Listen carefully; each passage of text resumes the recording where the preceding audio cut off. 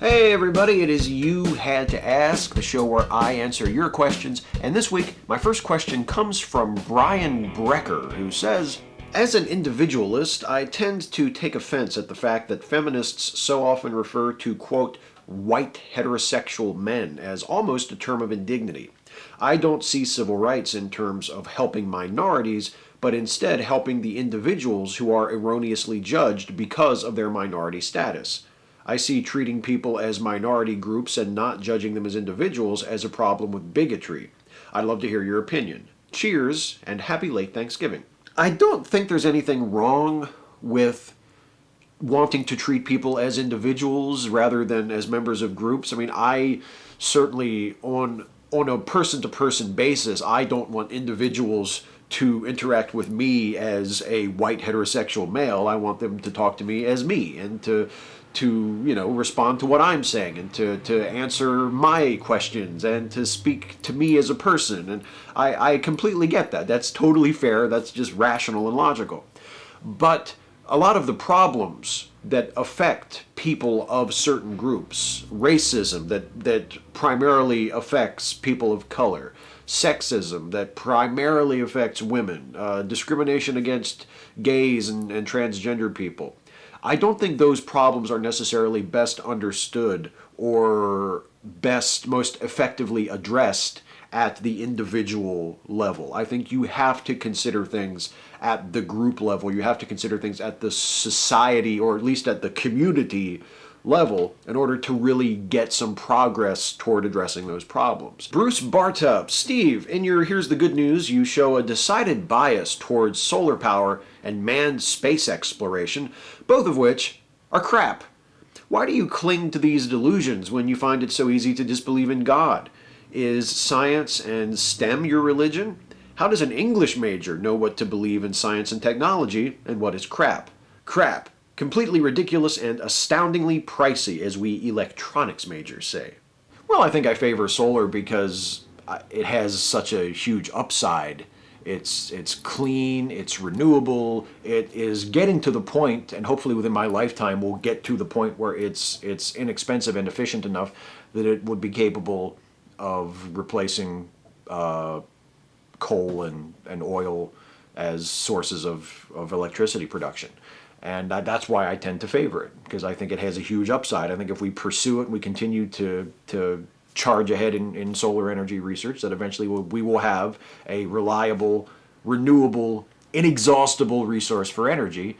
I mean, if we ever run out of sunlight, we're going to have much bigger problems than where the electricity comes from. So I think once we get that to where it needs to be, we have a source of energy that we're just going to be able to depend on as long as we're here.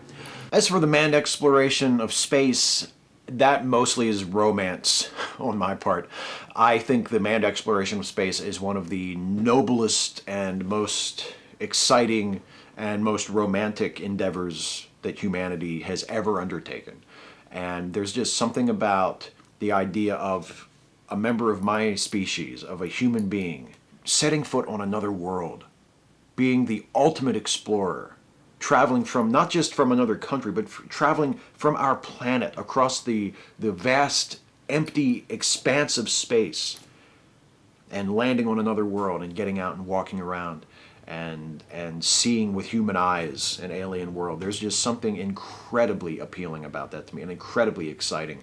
And yes, scientifically speaking, we could gather information probably much better and much more efficiently and much safer using just unmanned spacecraft, but there's something about the manned mission. It wasn't landing the first lunar probe on the moon that got the world to pay attention. It was the landing of the first humans on the moon. When the first human being stepped out of the lunar module and set the first footprint, the first human footprint on the moon in history, that was a huge deal. And it should have been. I mean, it was a huge deal to me when I watched it on tape when I was a kid, like 15, 20 years after it happened. I felt a stirring of that feeling of, wow, people walked on the moon. And the manned exploration of space in general, not just the moon landings, but in general, fills me with that same feeling. And I think that's something worth chasing. And I think that's something that we as humans owe to ourselves to pursue. And yeah, that's the English major in me. That's the romance. That's the poetry. That's, the wanting to do something grand and heroic. That's where that comes from. But I don't mind. Unwashed Pearl. Steve, how do you feel about regressive taxes versus progressive taxes?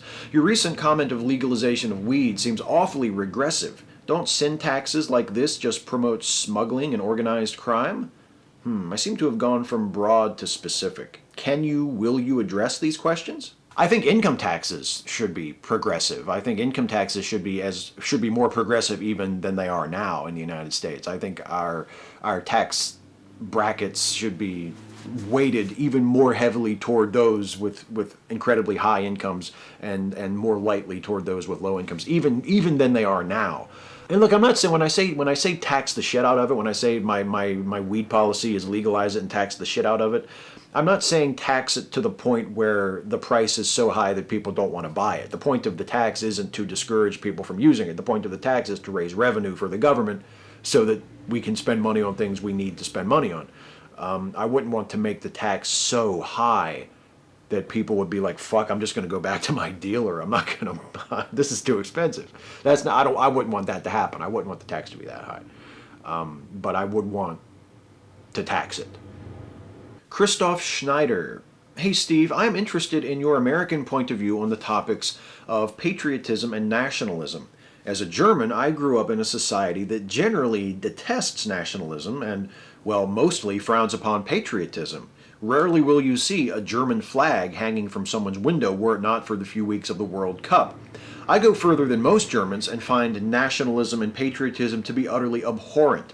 That is because during the World Cup you will hear flag-waving people say stuff like, "Finally, we Germans are allowed to be patriotic again."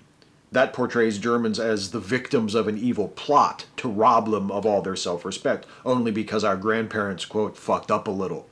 Patriotism is silly because it is pride in things you did not achieve, but it is also sinister because it is but the first step to a full-blown nationalism. You grew up in a very patriotic society. What do you think? You're right. The United States is an incredibly patriotic society. And the thing that troubles me about that is that there's really no justification for it other than we just think we're totally awesome.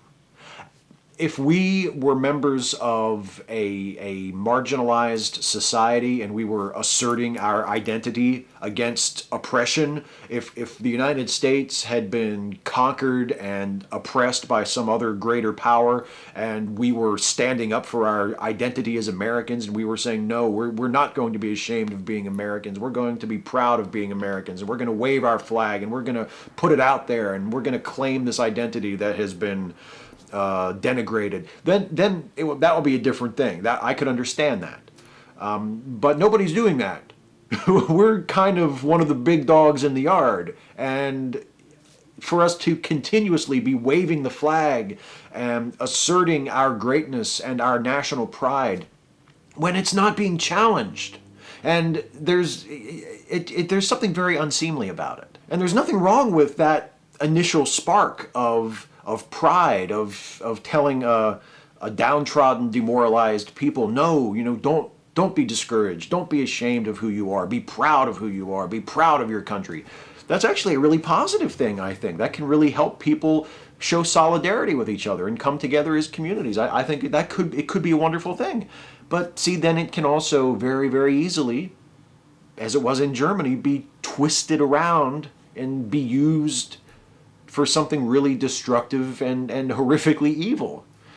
So I guess what I'm saying is the longer this answer goes on, the more I'm starting to think you kind of have a point there, Christoph. Joseph Fapiano. Hey Steve, I recently rewatched Stanley Kubrick's 2001 A Space Odyssey and finally accepted that it is, in fact, a masterpiece. I despised it when I saw it for the first time, but I guess growing a couple years older and wiser did the trick. Since it's so ambiguous and open to different interpretations, what's your interpretation of it? For example, the scene where the apes discover the first monolith and begin to touch and caress it makes me think of the origin of worship and religion, even though the monolith is actually kickstarting their advancement and evolution. I think that's a good interpretation of it. I like Roger Ebert's interpretation of the monolith, which is that it was the first time that the apes had ever seen a clearly artificial surface. They saw a rock that had been smoothed and shaped, and it had a smooth, clean surface, and it had very sharp right angles. And encountering that, and touching it, and experiencing it, this intelligently designed object, kind of flipped a switch in the apes' brains, and they were like, "Ooh, maybe we could do this too." And at least in some faint, primitive sense. That, and I actually really like that interpretation of it as well. I don't see. Here's what I've learned about 2001. After I've watched it many, many times, it's one of my favorite films, and I try not to interpret it. I try to just experience it and accept it on an emotional and a thematic level, just sort of as a fact. I just kind of let it wash over me, and I try not to think too hard, too specifically about what it means or what is literally supposed to be happening, because I think whenever I do that, it diminishes it. There's something very mysterious about the movie, and I like that. That appeals to me about it. It's one of my favorite things about the movie. So I try not to interpret it. I've read other people's interpretations, and I think they're all really interesting. But when I watch it, I try to just watch it and take it in and accept it. And when I think about it or when I respond to it, it's more questioning and wondering than trying to interpret. But that's just how I take it. My daddy's anal sauce. Dear Steve, I have a serious question. I am a black male, and I like using the word nigga and have friends of many races, including white, and they also call me that in a way of endearment, like homie or dude. I feel it's wrong for a lot of black people to say it's wrong for other races to use that word because it's automatically racist, and it kind of feels like they're doing what whites were doing back then, not sharing and excluding a race from something. A lot of these black people are prideful of the word and their race, but in all honesty, MLK would not even approve of the word. I feel the N-word should either be something that can be used for everybody or not used at all, but to say only one race has the right to say it feels racist in itself, especially when a lot of people from other races want to feel involved and to participate in the hip-hop community. But most of the time, black people like to act like the hip-hop lifestyle is exclusive to themselves. And let's be honest, slavery happened a long time ago, and some black people trying to use this word don't really care about slavery. They're just part of a ghetto slave mentality. What do you think of the N-word and the points I make? Thanks, Steve. P.S. I hope I did not offend anybody. I respect people, and I ask this question with the most respect I can offer. Well, it doesn't offend me, and I hope it doesn't offend anyone watching. I think it was asked respectfully. And really, how can you be that offended by a dude with the username My Daddy's Anal Sauce? That's the best username to make it onto this show since the Cunty Crunchy Tuna Cave, aka Vagina. So nice username and very, very interesting question. My own personal policy as a white person is I only use the word nigga or nigger when I am referencing someone else saying it or when I am talking about the word itself. Like, I don't know. I understand what you're saying, that you have friends of all races who call you that, and you think it's cool because they respect you and you respect them, and it's like a friendship thing, and you're being inclusive and you're showing solidarity with your friends, and you're saying, no, it's okay, go ahead and call me that, it's fine. I get that, and I respect that.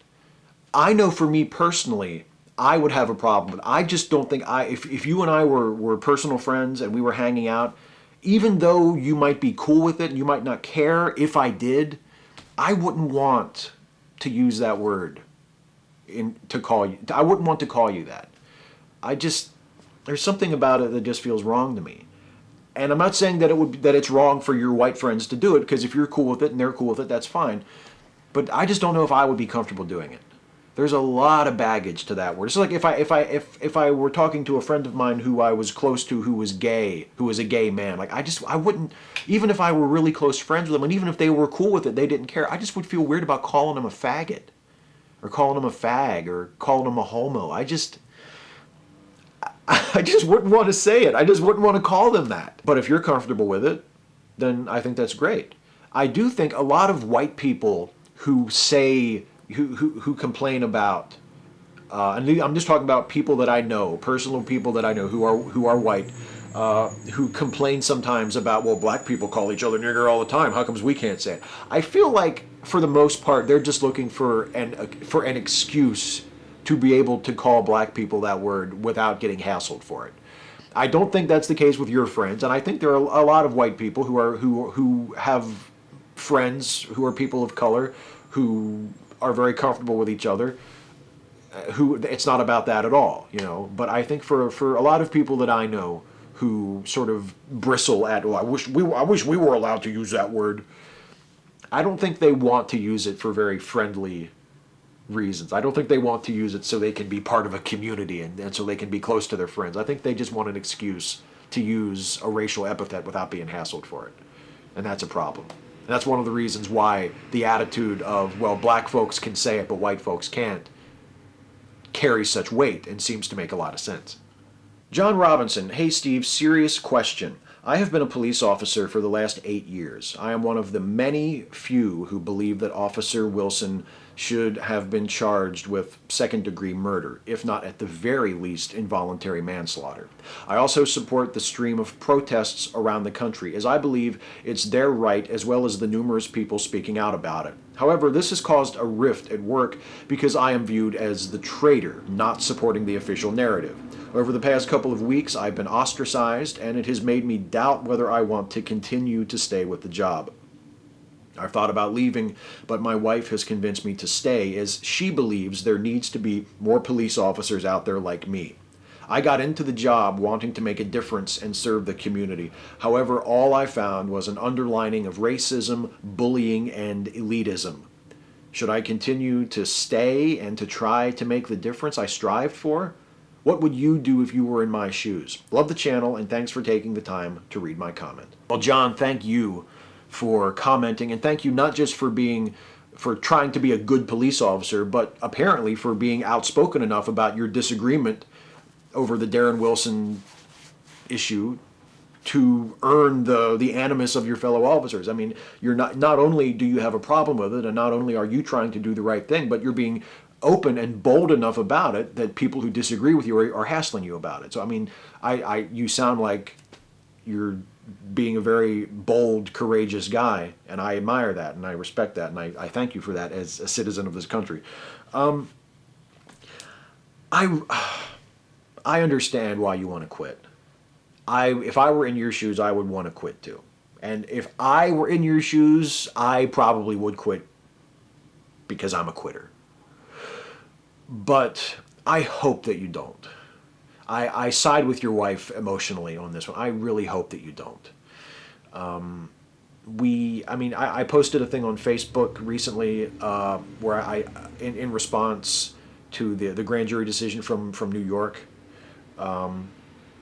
where I said, what does it matter how many good cops there are if the bad cops don't even have to stand trial when they choke people to death on videotape? And that wasn't meant as a dig at the impotence of the good cops. That was meant as a dig at the sickness of the system and the racism that allows bad cops to go unpunished for really, really obvious misdeeds. There are very complex problems that require very complex solutions. I don't think any of those solutions will be accomplished in a short time. And I think one of the most important things is that we not only have good cops, we not only have cops who would not do the sorts of things that cops have become infamous for doing in the Ferguson case and other cases, but that they will stand up against the attitudes and the assumptions and what you say in your question, the racism, the elitism, the bullying, the don't fuck with us attitude of police. That has to be a part of the solution. Not just cops who will behave themselves and do right by people as individuals, but cops who will speak out against the problems in police culture. So I would hate to lose you as a voice in that fight. But at the same time, look, I'm just a guy with a YouTube channel. It's not my job. I don't have to deal with these people. I don't have your life. I don't have your concerns, your responsibilities. Please, if you do decide that it's too much hassle and you do eventually decide to not be a cop because of this, don't think that you're letting anybody down or that you're a bad person or that you're a failure or that you're weak. I mean, you have to do what's best for you. There's no shame in that at all. But speaking as a person not in your shoes, but who really is grateful that there are people like you and who really wishes there were a lot more like you, I hope that you stick it out and I hope you don't quit, because we need a lot more people like you. It's going to be a long-term fix. It's not going to be quick like a bolt of lightning, which creates a thunderclap, which is what you heard. I know it's not a lightning bolt. Sometimes I talk about it as though it's a lightning bolt. It's not technically. It's a thunderclap, which then leads us into the lightning round. Rapid fire questions, glib and adequate answers. Dear Wonder Bar, in the movie Twister, the character named Rabbit says, quote, "In a severe lightning storm, you want to grab your ankles and stick your butt in the air. If you were in that situation, would you?" No, I would hope if I were in that situation, I would be a better written character. But then again, if I were in Twister, I probably wouldn't be. It's a poorly written film. Jeffrey Baguette, do you think Canadians say a boot, milk, and sorry on purpose just to piss us off? I'm 95% sure that almost everything Canadians do is done with sort of a side glance toward us and is calculated to try and get a rise out of Americans. I would say I'm about 95% certain that that's the case. Overly atheistic dude, hey Steve, do you have a favorite movie trailer? I don't know many good ones, but I've recently been mesmerized by Metal Gear Solid 5's E3 2014 trailer, and I was wondering how you think it holds up from a movie lover's perspective.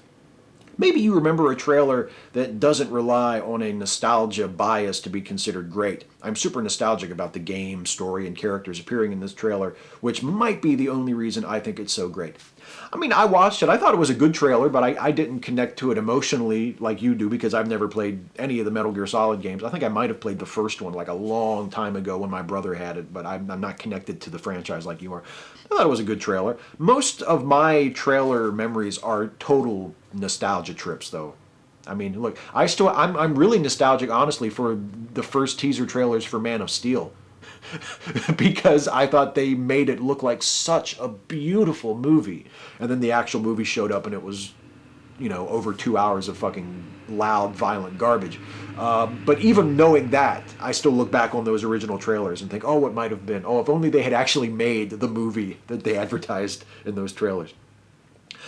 Alex Straza, Steve, you're treading upon a dark path, leading to invoking my fury and wrath. This YouTube channel will smolder with my vengeance if you continue to ignore my questions. I've asked one question for the past 3 You Had to Ask videos, and they were really good, high-quality questions, possibly the best in the world, if I had to say so myself. Like the one that goes something like, what is the best argument for the existence of a deity you know? Further ignoring will not do. I will have my vengeance. Steve Shives will burn. Roar. Did I capture the spirit of your question in that reading? The best argument I know of for the existence of a deity is the argument from First Cause, which is not a very good argument, but is the best argument that I know of. Patrick Dodds, Steve, of the 2 major non-Adam West Batman TV series, which do you find the most relatively palatable? Batman the Animated Series or Gotham? I gotta go with the animated series on that. I'm not an animated series fanboy, but it's better than Gotham, which so far has just been kind of a boring piece of shit, with moments of wackiness to kind of elevate it and give me a little hope. It's like, Gotham at this point is like a really shitty wrestling match with just enough hope spots paced throughout it to make you want to keep watching. Yeah, Batman Animated Series, definitely. Warp Rules. I noticed that when you were mentioning culturally significant TV shows, you didn't mention Game of Thrones. In fact, I don't remember you ever mentioning it. You might have, but I don't remember or have seen it. What's your take on that series? I actually have never watched it, and I'm not really that interested in watching it. It just doesn't seem like the kind of thing I would like. I'm not saying that I'm not saying I would absolutely hate it if I did happen to watch it, but it's just not the sort of thing that I feel compelled to seek out and watch. So I've never seen it. Bent Kent. I see a lot of posts on social media this time of year that say Merry Christmas, not Happy Holidays, take back what's ours. How is trying to force Christmas on people who don't believe or don't want to celebrate it any better than those saying, say Happy Holidays instead because it's more neutral? Aren't both agendas against the very freedom our country and others fought for?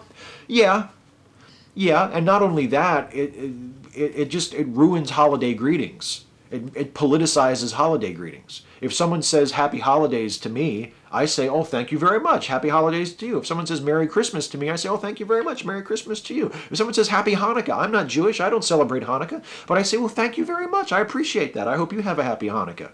What the fuck is so hard about that? You accept things in the spirit that they're given.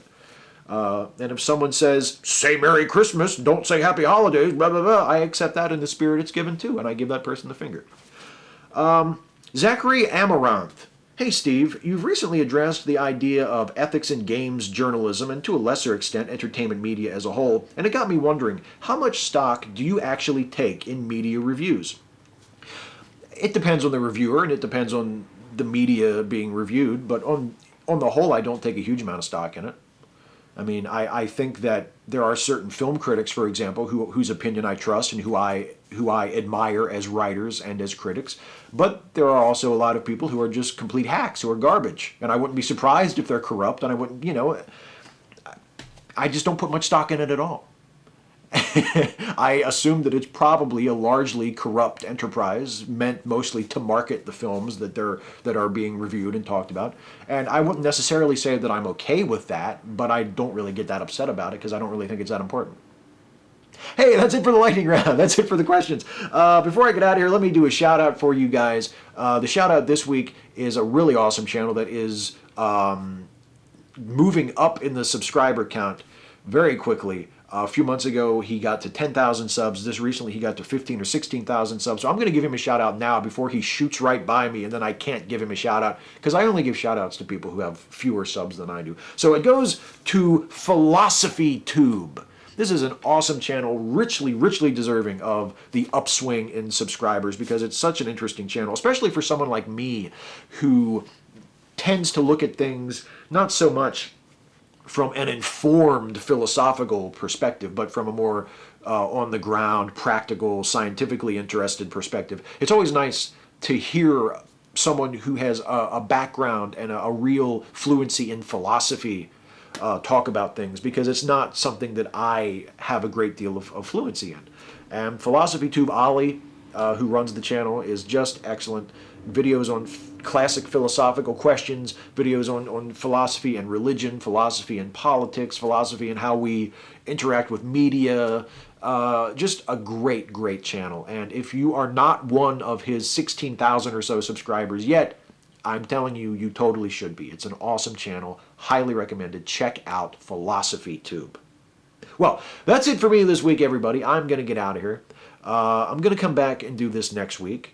But of course, in order for that to happen, you have to ask. So please leave a comment on this video and ask me your question for next time. You can ask me anything about anything. Nothing is too serious. Nothing is too silly. And I will answer as many of them as I possibly can. So I will see you guys in the next video. And until then, take care.